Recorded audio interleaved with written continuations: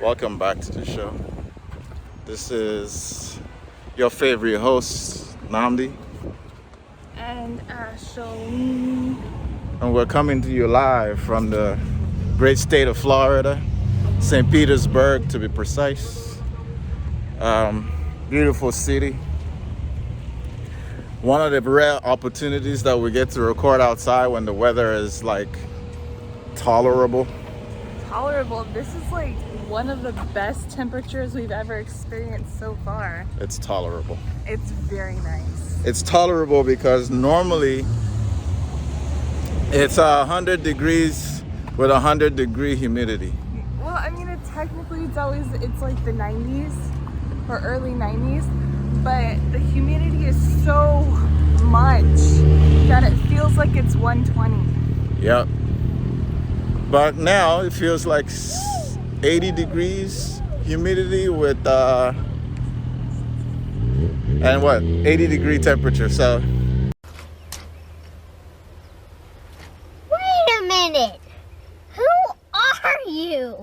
You said 80%, you mean? Like humidity? yeah, 80% humidity And then, and 80 degrees. Yeah, you're right. Yeah, I guess so. I wonder what it actually is. Let me check really quick. I don't know. The temperature doesn't matter. It's always hot and 82 humid. That's what it degrees. matters. It's hot and humid in Florida. Get used to it. That's it. But But it's pretty decent. what I really wanted us to talk about is, in addition to showing you what it looks like out here and how beautiful St. Pete's Pier, the pier area in St. Petersburg is, wanted to share with you guys what it's like when you're on medical and you're looking for health I care. mean Medicaid. Is it Medicaid? Yeah, Medi-Cal would be like what you get in California. Oh, well, what's the difference? Well, there's Medicare and there's Medicaid. Yeah. What's the difference? Medicaid is your public health insurance. That's generally it's income eligibility. That's what makes you eligible to receive Medicaid. But in many different states, they kind of like might have other rules here and there. Generally, it's the states that decide what is your income or what is the eligibility requirements to receive Medicaid. And Medicaid is pretty much 50% funded by the federal money and 50% funded by the states. Medicare is a totally federal program. It's the same no matter where you go in the United States. And the ways you get it are through if you have a disability, if you're 65 and older, you have end-stage renal disease, and that's pretty much it. So Medicaid is what we're focused on today. Medicaid. How y'all like my shirt? It said Bitcoin to the moon. Yeah, we're How'd you you know, get that shirt? my inventive genius. Nah, well, we bought it at the mall. I bought it at the mall. We bought it Yeah, at the but mall, we right? had it. We had the guy make it for you. Oh, okay. You found a photo that you liked. You put it together real quick right there. Just a print shirt. We man. gave the guy Nothing the picture, special. and then he printed it on the shirt. That's all it is. Just a print shirt. Print shirts are coming back. How about that? Get yourself a print. It allows creativity. It allows you to just like print whatever the heck you want. You know, why not? Anyway, we're gonna be we're talking to. I wanted us to dive into our experience here. So we left California with Kaiser coverage, insurance coverage, and Back then it was free. Just not free. You like- were kind of paying like through your job. Well, It was group health coverage. They didn't take anything out of my check, so it was the work paid for it completely. Okay. Well, okay, yeah, we have co-pays and stuff like that, but All right. Anyway, so we had Kaiser. When we came out over here, we thought, okay, actually we had a particular doctor in mind that was going to accept Kaiser. see, the thing is I went online and I wanted to see if there were Kaiser facilities here. There are none. I think there's like one in Orlando and one in Miami or something like that, but there's nothing here local where we are. Okay, and Let's sit right here.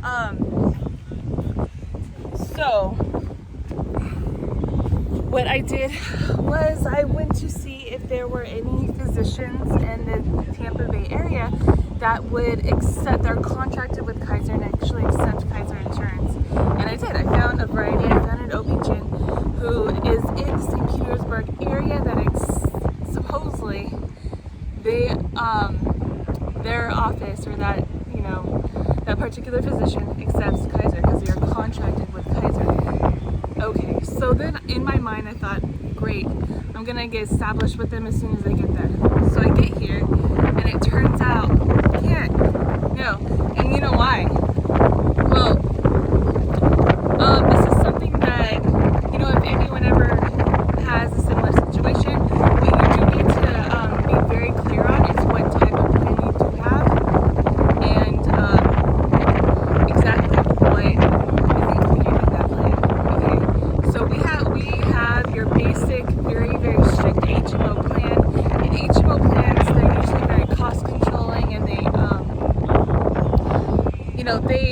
do not allow you to go out of network, which I didn't think that. I thought that a physician who's contracted with Kaiser counts and would not necessarily be out of network, but they're still considered out of network with Kaiser. Okay. So HMO, yes, you're, which means that they pay for physicians that are in-house or within their network. Only in-house, and specifically if you have an HMO with them, you are only allowed to be within a specific area. If you're going to go outside of that area even, so geographical location also matters. Okay, geographical location does matter with your HMO, so be very specific and know exactly which geographical areas will be covered. Okay, if you have an HMO, especially one as strict as Kaiser has been. So anyway, then I asked them, okay, so what do I do? Can I change my plan so that I can see the people who are contracted with Kaiser? They said you can only do that if you are able to change your plan to the PPO plan that they offer. Okay, so how do I do that? Well, I have to go back to my employer and see if they would be able to change it to something else. So I go see what plans are offered by my employer, and turns out the Kaiser PPO, not on the list, but there are other PPO plans that are available. Okay, so, and there are some of those PPO plans, yes, they are very expensive, but they were national, okay? So, and see, the thing about a PPO plan is you have a lot of freedom. That's why they're very popular. Okay, typically you can go straight to a specialist if you need to. You can see whichever physician you want to. You don't have to worry about referrals. There's no gatekeeper. And you don't have to always go within network. You're allowed to go out of network. Yes, many times they may have a copay that's a little bit expensive if you're going out of network, but they will still cover you. Anyway, so I was thinking, all right, what do I got to do to switch to one of these PPO plans? I contact my employer, I go to the HR department and try to get it changed. They will not allow me to change it until open enrollment period, which happens to be in October. And we're in June currently. It was May at the time. Okay. When all this was happening. And to make matters worse is that I am 7 months pregnant. I have to have, see, here's my proof. I have to have care, especially given that my last prenatal appointment was April 1st. So it has been a few months. Okay, it's been over 2 months. I need to see something. So you get the picture. It's very important. So we were in a hurry to actually look for something. I mean, who wouldn't want to live out here? Check this out, yo. Let's check it out. Who wouldn't want to trade it all to come live out We're not going back to California, so forget Kaiser. All right, Seal this. Still worth it. Still need to stay here. This is our home. Now I gotta find insurance, or I gotta find some way to get medical care. So quick summary. Quick recap. We made a quick move from California to Florida. We had insurance at the time, Kaiser. We're thinking we're coming here under the assumption that Kaiser will cover us. but it doesn't not. cover. So now we're here in Florida. We have to figure out the next move. What's the next plan? Well, the first thing that comes to mind is what Medicaid. Well, actually, yeah. So Medicaid, I just figure, we should be able to qualify technically, because at the moment we're unemployed. So So we should be explain able a to. little bit how Medicaid works. So Medicaid, typically it's income eligibility. If you have no income, then obviously you're poor. You have zero income, and you should be able to qualify for Medicaid to receive free public health insurance. That means the state and the federal government are paying for your health insurance for their, that Medicaid program. And typically Medicaid is going to be provided through, some HMO, some local HMO. Okay, some local HMO is going to, so the Medicaid program is going to subsidize that HMO, and then you will receive your insurance through that HMO program. That's how it's going to work. So anyway, so then my next thought is, well, I guess I have to try for Medicaid. Let's see what I can do. And luckily in the state of Florida, and I think typically this is how it is throughout the country, because of the Affordable Care Act, they actually included pregnancy as also another qualifier for you to receive Medicaid.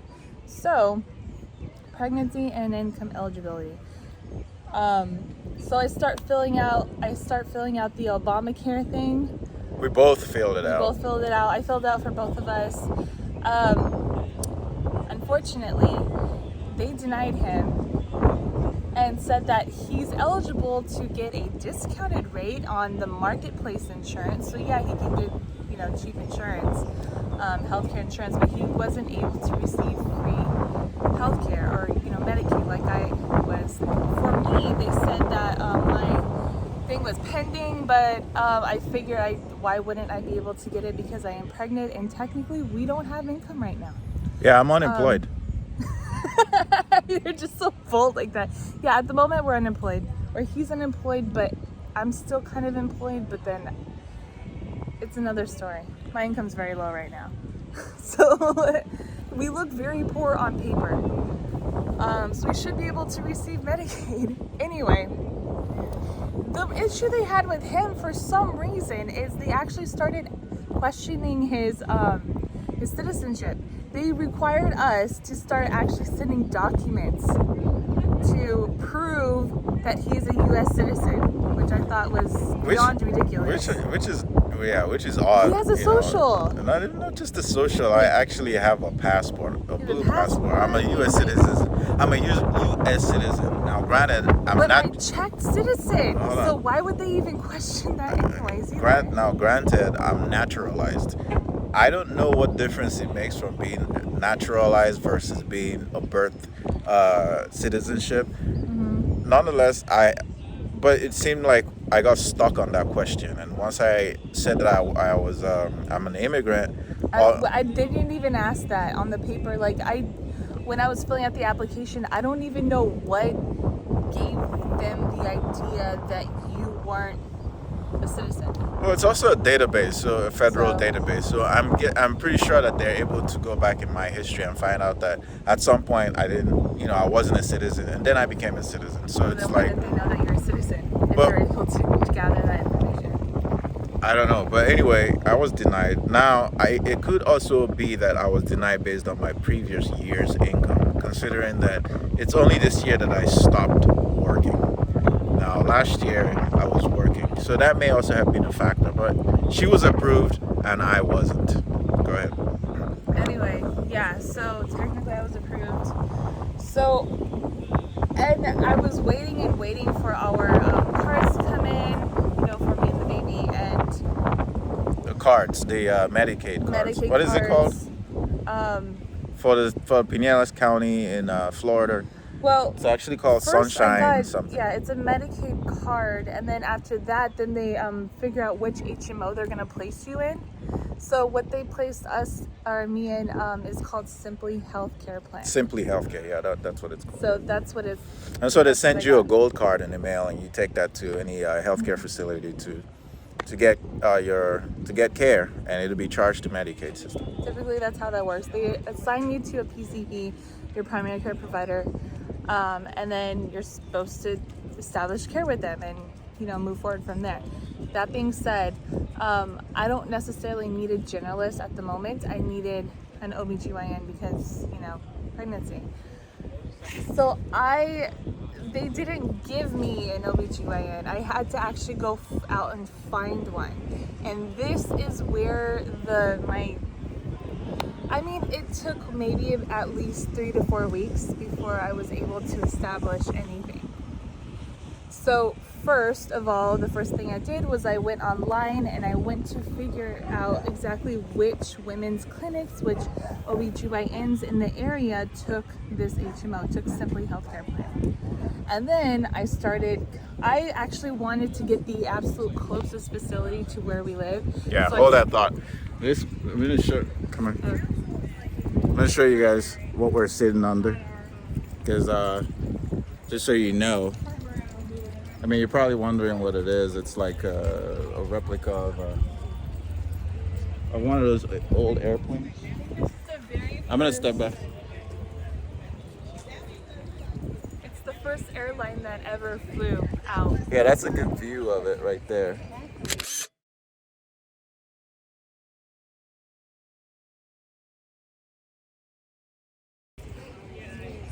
It's like an old plane sitting on a wave, like sculpture. But what's the significance of it? Here, did you read it already? It's the very first airline. Oh, okay. Well, I have no idea to read it, so we're talking about it. So I don't know if it says it right here, but I think it says it over there where it actually provides you with more information. But yeah, the world's very first airline that ever was established was here at the St. Petersburg Tampa airport. And this sculpture is dedicated to pilots Bill and Kay McCannis, by the sponsors. Anyway, cool stuff. Moving right along. So anyways, I was looking for a facility or an OB-GYN that would take me that was really close to where we live. That's where I wanted to start first. So I found some places, I was calling around.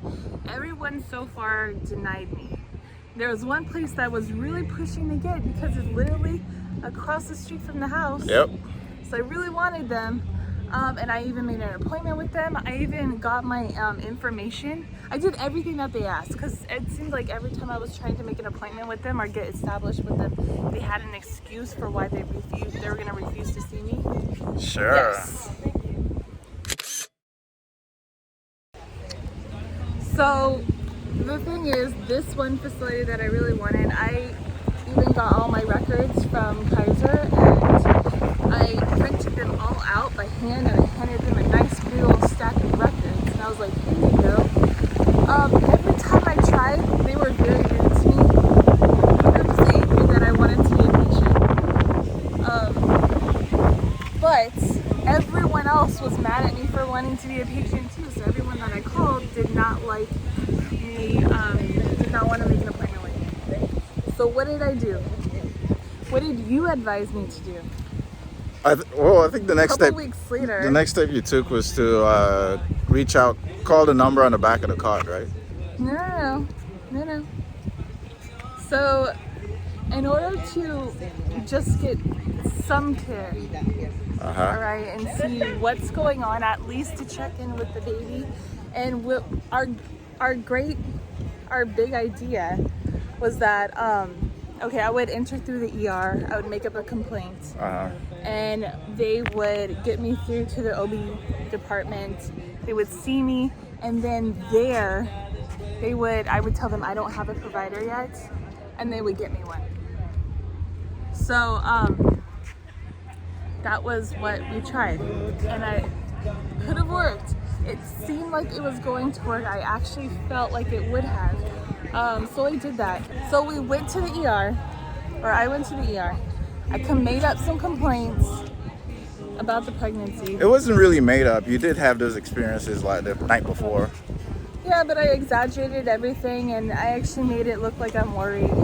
So she was having some aches the night before. And at this point, we still don't have a doctor, an OB-GYN. So I told her, just go to the ER. And that's exactly what she did. Yeah. And since nothing I said, or they checked vitals, they did whatever they did, they looked at me and then they just decided, well, clearly there's no emergency, but they did want to see me in OB. So they took vitals, they took labs, they did everything like that in OB department, and then I told them I need a provider. They got me one, or at least what I thought. The guy who took care of me, he gave me his card and he said, go ahead, make your follow-up appointment. So, a couple of days later, I make my follow-up appointment, or I call to make the follow-up appointment, and the woman on the phone says, it looks like we're close to being booked and you're 7 months pregnant. I don't know. Let me ask the doctors and see what they have to say about this. I'll call you back. So I couldn't actually make an appointment, even though I told them my story and I said, your physician, doctor, whatever, told me to call and make a follow-up, but she refused.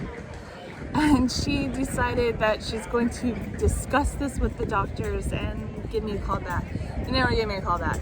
A couple days later, I called them again, told them all this, and then the woman who picked up the phone, I think it's the same girl. But anyway, she said that all of June is already booked. So the best that they can do is book me for a July appointment. And I was like desperate, so I said, yes, book me for a July appointment, your first one, whatever you got available, give me that. And then she said, no, you have to call in July. You got to call back in July because we do a month to month, so we cannot book July appointments in June. And I'm just thinking, I can't even risk it at this point. How is this? So this is doctor number what that turned you down? Or that clinic that said they were going to call her back, or told her to call and book an appointment and just basically just gave her the runaround. This is doctor number 3, right? At this point? At this point, yeah, something like that. So anyway, what I did was I got so frustrated that I called the HMO, Simply Healthcare Plan. And I talked to the representative on the phone. And then I said, I am having the absolute worst possible time finding an OB-GYN to take care of me, and I'm 7 months pregnant. I'm over 7 months pregnant, actually. I have less than 8 weeks to give birth. I need a doctor. And then I was like, this is an emergency. And then the girl on the phone, she was so helpful. She said, all right, let's figure this out together. Her and I both, she went through her directory and we three-wayed everyone on the list. Everyone. It took over an hour. So we just kept getting denials after denial, and every physician's like, no, no, no, no. These are all my excuses, and I'm not taking no 7th month pregnant person. So, but eventually, we got one. We got one, okay? Finally got one, doctor. Finally got one. Like I was trying to explain to her, it seems like from my experience being in the healthcare or working in the healthcare field, there's a quota. People who have Medicaid coverage are treated poorly. You're the last resort. Yes, absolutely. And we've never had that experience until now, where we don't have our health coverage. We don't have our fancy health insurance, and now we have to use the government health insurance. And now we have to use Medicaid. And if you're ever in a position like that, you're gonna quickly find out that there's tiers to this shit. Like, everyone's against you. Yeah, doctors are gonna deny you. They're not gonna even pick up your call. And when they do pick up your call, they have all these stipulations on whether they're gonna accept you as a patient or not. And in your situation, what did they tell you? Everyone comes up with an excuse, to be honest. Everyone has their reasons for why they can't take me, and it usually has to do with, well, you're 7 months, so I have to ask the doctors if they want to take this on. And so anyway, but we finally got one. This is more of a community health facility, but I got my OB-GYN. But when you got there, so, even this OB-GYN was very specific about certain tests, screening tests that he needed to run, and to see if she was the ideal patient for him. And well, they didn't say that. that. But yes, they did. And so my first appointment, which was yesterday, basically what I didn't really get much care. I mean, they checked vitals and whatnot, but mostly what that appointment was all about was just asking questions about my medical history and medical history and things like that's that. not the background I wanted. And then they wanted to do the diabetes test. Yep. The big diabetes. So it seems like what happens is Figure it out. there are two big complications when it comes to pregnancy. One of them is gestational hypertension, and the second one is gestational diabetes. So those two complications were the tests that this particular OB-GYN immediately wanted to run on Ashley, because and my guess is that he wants to rule out these complications, and if they're before he accepts her, not going to be a problem. before he accepts her as a patient. Obviously, they're not going to tell me that, though. They're not going to say, well, we want to make sure you're a problem before we take you on. No, they didn't say anything like that. They're just like, well, since this is a big concern for us, so we just want to make sure that you do not have gestational diabetes. It's very common. Some people get it. Anyway, the whole point, bulk of the reason why we chose to share this story is to highlight the disparities that exist in the Medicare versus Medi-Cal patients. Or you mean public insurance versus private health insurance? Right, just the fractionated insurance system when it comes to healthcare. We wanted to highlight that fact because a lot of people don't know what it's like until you're in a position where you really need healthcare and you have to rely on the government to provide coverage. They're not treated very well. And the second thing that we wanted to do is provide you some type of value or give you some type of pointers on how to navigate this, a situation like this if you find yourself in need of healthcare coverage and needing to rely on the government. One of the first things that I would recommend to do is just don't stop calling. Keep calling, call wide, call, and the other thing is to also make sure that you plan ahead, because we thought that we were ready. We had already put these things into consideration, but then we get out here and Kaiser is not accepted here. So we could have planned ahead of time to make sure that we took care of this concern before we came here. The third, what would you? That being said, I mean, yeah.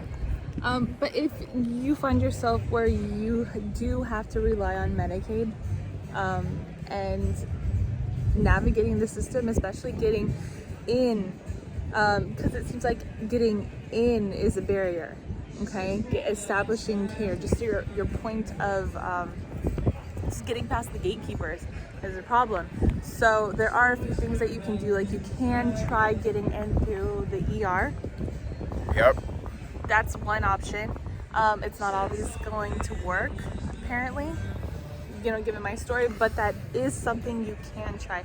Nextly, yes, definitely call everyone, but I think a very for sure thing is going through the HMO that the Medicaid program has assigned you to, because it's their job really to take care of you, okay? And even though they might take forever answering the phones and things like that, but it really helps to get hold of them and complain and let them know exactly what you're experiencing, so that they can advise you. Or like what happened with me is that she actually stayed on the phone and she did everything she could to make sure that she found me a doctor. And they can also itemize your bill for you depending on the doctor that you're working with. They did give you a price list on how much it'll cost. So where I finally found a place. Another thing is, if you do find yourself having to, maybe worst comes to worst and you're going to have to pay cash, look for community hospitals and community clinics and things like that. They may not be the free clinics, but the community ones, typically they are local. Okay, they're owned by the local government, the city, and they're going to be way cheaper than anything. They also have grants and programs that are geared towards their community members. They do. And another thing, yeah, okay, so that allows them to subsidize a lot of the care that they provide so that they can give you heavily discounted prices on everything. So when I came in, just in case I was gonna have to pay, they actually told me the prices, and now I kind of feel relieved that even though it's technically going to be covered by Medicaid, it should be covered, everything should be covered by Medicaid. However, if worse comes to worse and there's something we do have to pay cash for, we can afford it, and they do have payment plans. Yep. So, What do you think of that view? Sun's right there. It's it is terribly St. Petersburg, so obviously the view is A1. A1. A1. So yeah, that's what I think. Where's that monument? That's way out there. Alright, so I think this is a good place to wrap this up. I hope that we brought you value with this content. And of course, leave a comment and leave a comment if you like it. Or Share. don't, like, I mean, leave a comment if you don't like it as well. Yeah, just share your thoughts. Yeah, like, So that we'll have more content to bring to you in the future. Like the video, subscribe to the channel, and see you next time. stuff like that. Alright. The guy playing music.